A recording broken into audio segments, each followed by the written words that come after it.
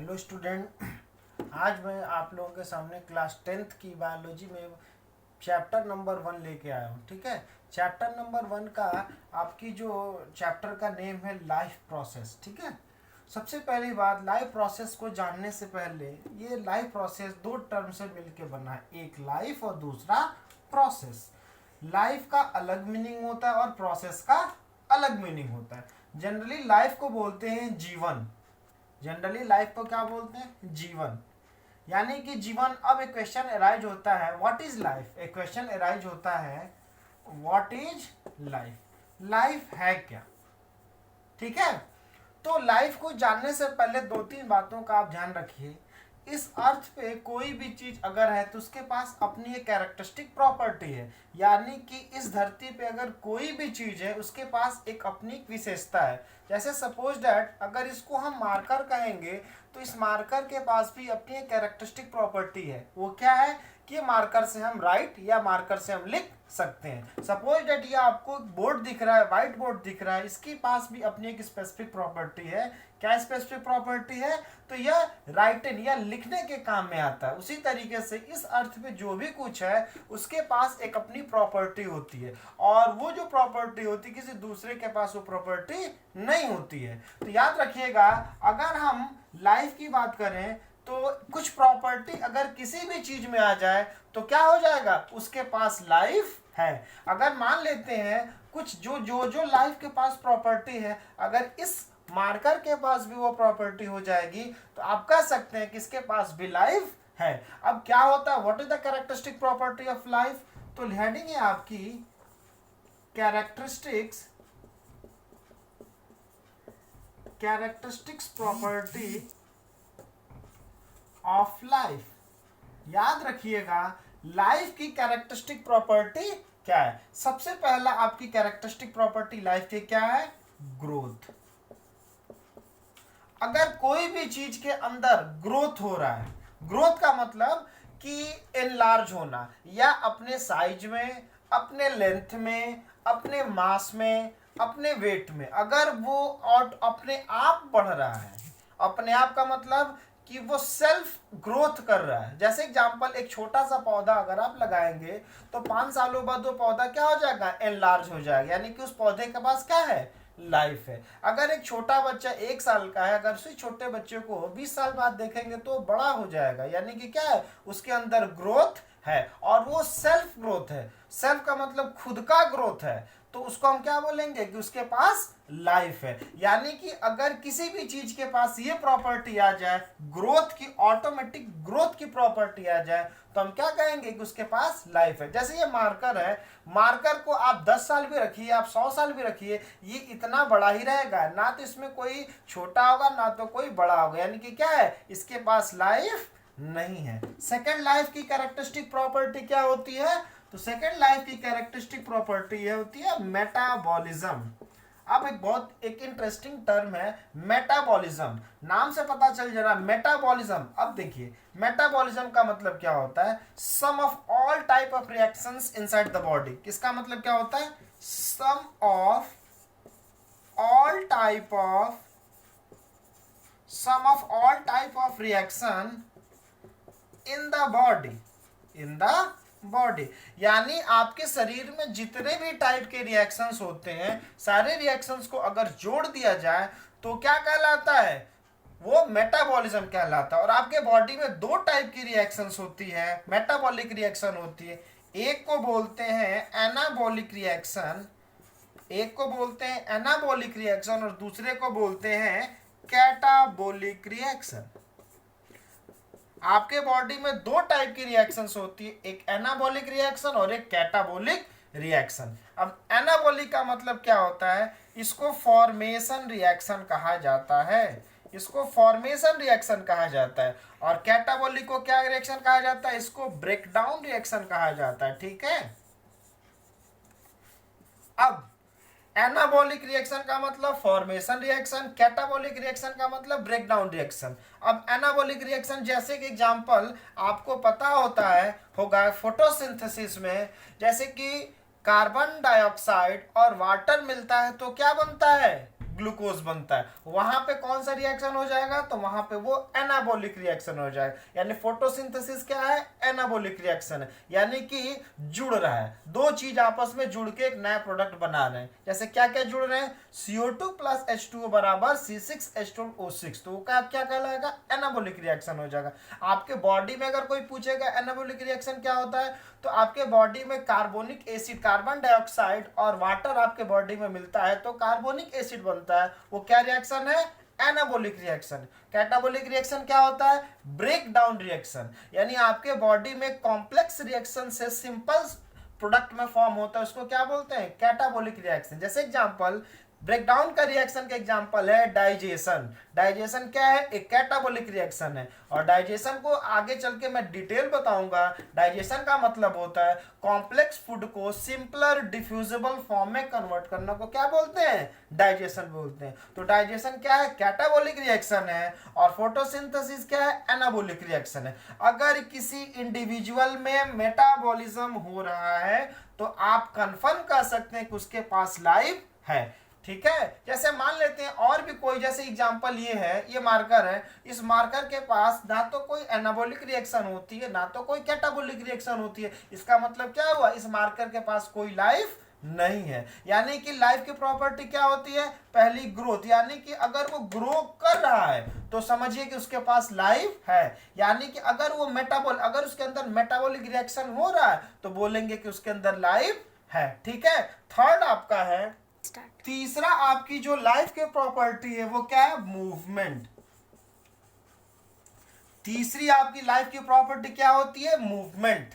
Movement यूं कह सकते हैं एंड लोकोमोशन भी कह सकते हैं। तीसरा आपकी लाइफ की प्रॉपर्टी क्या होती है, मूवमेंट एंड लोकोमोशन। याद रखिएगा, अगर वो खुद से, वो इंडिविजुअल या वो बॉडी अगर खुद से मूव कर दी है या खुद से लोकोमोट करती है तो हम कह सकते हैं कि उसके पास लाइफ की प्रॉपर्टी है। अब आते हैं मूवमेंट क्या होता है। मूवमेंट का मतलब होता है कोई भी, जैसे एग्जांपल सपोज दैट ये मार्कर है, अगर अपने पोजीशन को या अपने प्लेस को चेंज नहीं कर रहा है, अपने जगह पे ही अगर वाइब्रेट कर रहा है या शेक कर रहा है तो इसको क्या बोलते हैं, मूवमेंट बोलते हैं। जैसे कि ये मूवमेंट प्लांट में देखा जाता है, प्लांट की लीफ क्या करती है, जैसे टच मी नॉट प्लांट, वो क्या होती है, सिकुड़ती है, या प्लांट एक्सटर्नल के द्वारा अपने जगह पे ही फ्लिप फ्लैप करता है तो उसको क्या बोलते हैं, मूवमेंट। हम बात करते हैं, अगर मैं खड़ा हूं, अगर मान लेते हैं अगर हम खड़े हैं और मेरी पोजीशन नहीं चेंज हो रही है और मेरा हाथ हिल रहा है तो इसको क्या बोलते हैं, मूवमेंट बोलते हैं। और इंटरनली, बाहर के फोर्स से नहीं हो, खुद के फोर्स से अगर वो मूव करता है उसको क्या बोलते हैं, मूवमेंट। और लोकोमोशन का मतलब क्या होता है, अगर कोई भी इंडिविजुअल अपने एक जगह से दूसरी जगह शिफ्ट हो जाता है उसको क्या बोलते हैं, लोकोमोशन। जैसे जैसे कोई एक इंडिविजुअल, जैसे आप ही हैं, एक जगह से दूसरी जगह चले गए तो उसको क्या बोलते हैं, लोकोमोशन बोलते हैं। और अगर खड़े खड़े आप हाथ को शेक करते हैं, आप पैर को हिलाते हैं, अगर आप प्लेस को चेंज नहीं करते हैं उसको क्या बोलते हैं, लोकोमोशन। अगर किसी इंडिविजुअल, किसी थिंग के पास मूवमेंट एंड लोकोमोशन की प्रॉपर्टी आ जाए तो किसकी प्रॉपर्टी होगी, लाइफ की प्रॉपर्टी होगी। और सेल्फ अपने आप को इंटरनल फोर्स के द्वारा मूव या लोकोमोट करे। जैसे एग्जांपल के तौर पे अगर आपको ये मार्कर है, या यूं बोलेंगे अगर मार्कर को हम एक्सटर्नल फोर्स अप्लाई कर रहा हूं तब जाके ये लोकोमोट या मूव करता है, तो ये इसके अंदर लिविंग नहीं है। अगर खुद ही अपने आप मूव कर जाए तो बोलेंगे क्या, इसके पास कौन सी प्रॉपर्टी है, इसके पास लाइफ की प्रॉपर्टी है। अगर एक्सटर्नल मैं फोर्स अप्लाई कर रहा हूं तो इसके पास लाइफ की प्रॉपर्टी नहीं है। अगर ये ऑटोमेटिक अपने आप मूव करने लगे तो आप समझ जाइएगा कि इसके पास लाइफ की प्रॉपर्टी है। तीसरा, ठीक है। और चौथा आपकी लाइफ की प्रॉपर्टी कौन सी है, reproduction. Fourth life property is reproduction, ठीक है। री का मतलब होता है अगेन, री का क्या मतलब होता है, अगेन। और प्रोडक्शन का मतलब होता है प्रोड्यूस। क्या होता है, प्रोड्यूस। यानी कि अगेन दोबारा अपने जैसा प्रोड्यूस कर दे। अगेन कोई भी थिंग्स अगेन अपने जैसा दोबारा प्रोड्यूस कर दे तो वो प्रॉपर्टी क्या कहलाती है, रिप्रोडक्शन। जैसे एक अगर कोई कुत्ता है या अगर कोई डॉग है तो उसका बच्चा क्या होगा, डॉग होगा। यानी कि उसके पास प्रॉपर्टी, अगर वो लिविंग है तो उसके पास प्रॉपर्टी है क्या, मूव करने के लिए, लाइफ की प्रॉपर्टी है। या अगर एक नीम का पौधा है या कोई भी पौधा है, तो अगर वो अपने जैसा उसके बीज से नीम का पौधा फिर से डेवलप हो तो क्या है, यानी उस नीम पौधे के पास क्या है, लाइफ की प्रॉपर्टी है। ये हायर क्लास में एक्सेप्शंस में आते हैं। हायर क्लास में एक्सेप्शंस का मतलब ये कोई जरूरी नहीं है कि अगर लिविंग है तो उसके पास रिप्रोडक्शन होगा। ये कोई जरूरी नहीं है कि अगर कोई लिविंग है तो उसके पास रिप्रोडक्शन की प्रॉपर्टी होगी, कुछ एक्सेप्शंस को छोड़ के। वो हायर क्लास में क्लास 11th में एक्सेप्शंस है। क्या क्या एक्सेप्शंस है? सबसे पहली बात कि जैसे स्टराइल, स्टराइल वुमेन, एक एग्जांपल दे देते हैं। स्टराइल वुमेन, स्टराइल वुमेन का मतलब अगर जो औरतें बच्चे पैदा नहीं कर सकती, क्या इसका मतलब कि उसके पास लाइफ की प्रॉपर्टी नहीं है, लेकिन वो क्या है, एक्सेप्शन में आ जाता है। दूसरा एक एग्जांपल मैं आपको देता हूं, म्यूल। म्यूल को हिंदी में बोलते हैं खच्चर। तो खच्चर एक ऐसा जानवर है जो बच्चे पैदा नहीं कर सकता। मतलब क्या, क्या इस खच्चर के पास लाइफ नहीं है? क्या ये स्टराइल वुमेन के पास, या इसको बोलेंगे इनफर्टाइल वुमेन के पास लाइफ नहीं है, लेकिन रिप्रोडक्शन की एक्सेप्शनल प्रॉपर्टी। म्यूल को बोलते हैं खच्चर। अब खच्चर किस चीज से बनता है? मेल डंकी और फीमेल हॉर्स को जब हम क्रॉस कराते हैं तो म्यूल बनता है। म्यूल कैसे बनता है? तो मेल डंकी और फीमेल हॉर्स, जब हम मेल डंकी और फीमेल हॉर्स के आपस में मेल डंकी और फीमेल हॉर्स को क्या करते हैं, हाइब्रिड करते हैं, तो हमारा क्या बनता है, म्यूल बनता है। और म्यूल कैसा होता है? म्यूल इनफर्टाइल होता है, यानी कि वो बच्चे पैदा करने योग्य नहीं होता है। या अब आप खुद बताइए, क्या खच्चर बच्चे पैदा नहीं कर सकता है?